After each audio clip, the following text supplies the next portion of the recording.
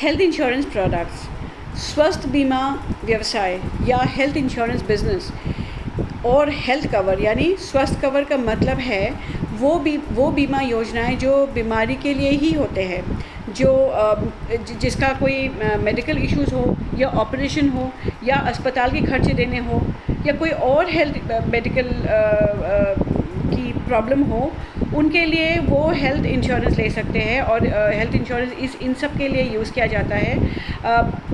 विदेश यात्रा करने पर भी हेल्थ ओवरसीज़ ट्रैवल इंश्योरेंस दिया जाता है और पर्सनल एक्सीडेंट स्कीम के तहत भी दिया जाता है।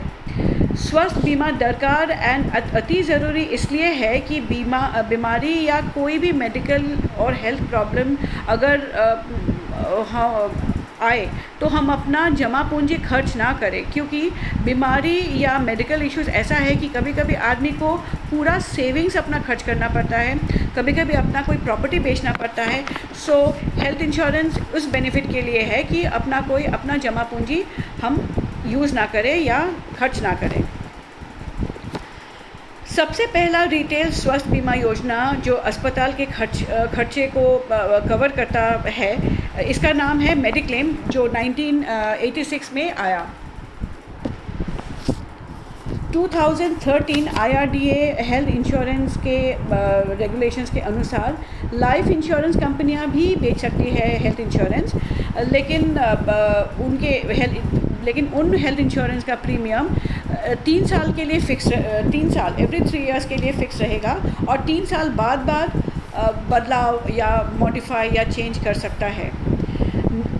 फिर non life and stand alone health insurance company भी है जो हेल्थ प्रोडक्ट्स देते हैं 1 साल एंड मैक्सिमम 3 साल तक, एंड यहाँ के इनके प्रीमियम भी फिक्स रहते हैं। सो नॉन लाइफ इंश्योरेंस मतलब जो लाइफ इंश्योरेंस नहीं बेचती, और स्टैंड अलोन हेल्थ इंश्योरेंस मतलब ये कंपनियां सिर्फ हेल्थ इंश्योरेंस निकलती हैं। हेल्थ इंश्योरेंस सिर्फ बीमारियों के खर्चे को कवर करने के लिए होते हैं। ये बीमारी सीरियस भी हो सकते हैं, नॉर्मल भी हो सकते हैं, एक्सीडेंट से हुए इंजरीज भी हो सकते हैं। थोड़ा विस्तार से अगर हम जानें तो किस प्रकार के हेल्थ इंश्योरेंस प्रोडक्ट्स हैं। इंडेमनिटी कवर्स, जैसे खर्चा होता है एक्चुअल में इंडेमनिटी कवर्स में उतना ही अमाउंट दिया जाता है। फिर है फिक्स बेनिफिट कवर्स, इसे हॉस्पिटल कैश बेनिफिट भी कहा जाता है। पहले से एक अमाउंट तय किया गया है और वो डेली बेसिस पे इसको एक्सपेंस या डेली बेसिस में इसका क्लेम दिया जाता है, या तो फिर जितने दिन अस्पताल में इंश्योर रह रहा है। फिर है क्रिटिकल इलनेस कवर, ये भी एक फिक्स्ड अमाउंट है जो प्रेस्क्राइब्ड क्रिटिकल इलनेसेस में ही दिए जाते हैं, जैसे हार्ट अटैक हो गया, स्ट्रोक, कैंसर एक्सेट्रा। सब हेल्थ प्रोडक्ट्स कस्टमर्स को मद्देनज़र रखते हुए बनाए जाते हैं। उनके सुविधा के अनुसार क्या प्रीमियम्स होंगे, क्या अंडरराइटिंग प्रोसेस होगी, किस वर्ग के लोगों तक पहुँचेगी। So there are individual covers, मतलब कोई व्यक्ति अपना खुद के लिए हेल्थ इंश्योरेंस ले सकता है और उसके फैमिली मेम्बर्स के लिए भी। फिर ग्रुप कवर जो कॉरपोरेट क्लाइंट्स को दिया जाता है एम्प्लॉयज़ के ग्रुप में। फिर मास पॉलिसीज़, कुछ गवर्नमेंट सरकारी स्कीम ऐसे हैं जैसे राष्ट्रीय स्वास्थ्य बीमा योजना RSBY, जो सोसाइटी के निचले वर्गों के लिए बनाया गया है। इतने सारे इंश्योरेंस कंपनियां हैं, अभी आ गए हैं और इतने सारे इंश्योरेंस पॉलिसीज़ प्रदान कर रहे हैं, और काफ़ी सारे इन पॉलिसीज़ की कंडीशंस है कि तय करना मुश्किल हो जाता है कभी कभी ग्राहकों के लिए कि कौन से हेल्थ पॉलिसीज़ ले, कौन से हेल्थ पॉलिसीज़ की कंडीशन क्या है।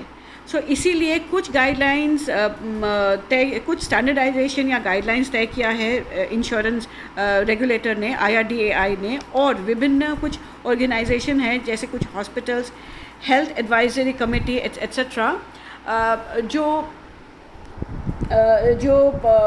कुछ ज़रूरी पॉइंट को स्टैंडर्डाइज करा है।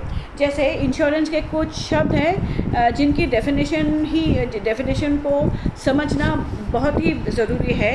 ये कुछ शब्द मैं आपको बाद में मेंशन करती हूँ।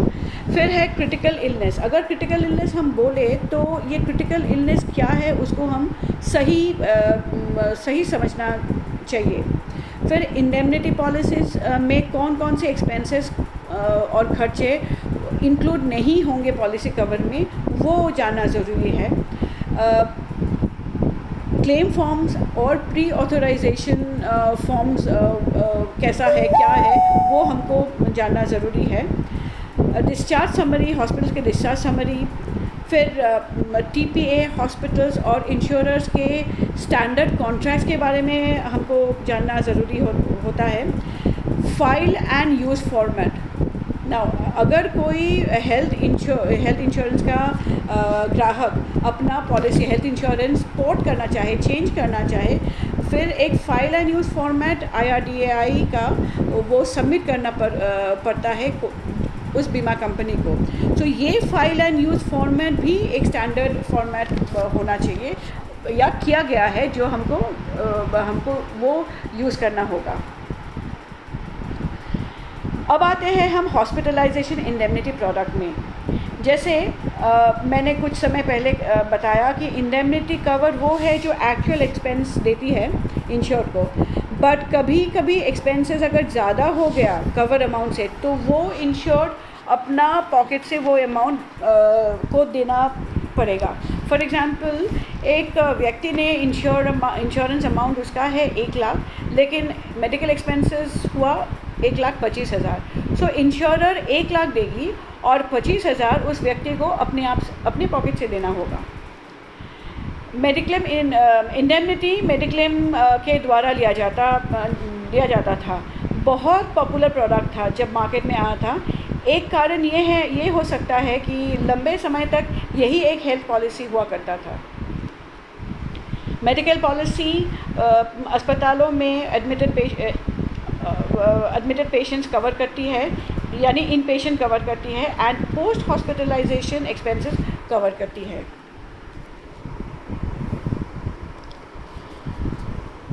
IRDAI कहती है कि कुछ ऐसे कंडीशंस है जो इंक्लूड नहीं होंगे कवर हेल्थ इंश्योरेंस के कवर में या कोई ट्रीटमेंट में। इसको कहते हैं कॉमन एक्सक्लूजन्स।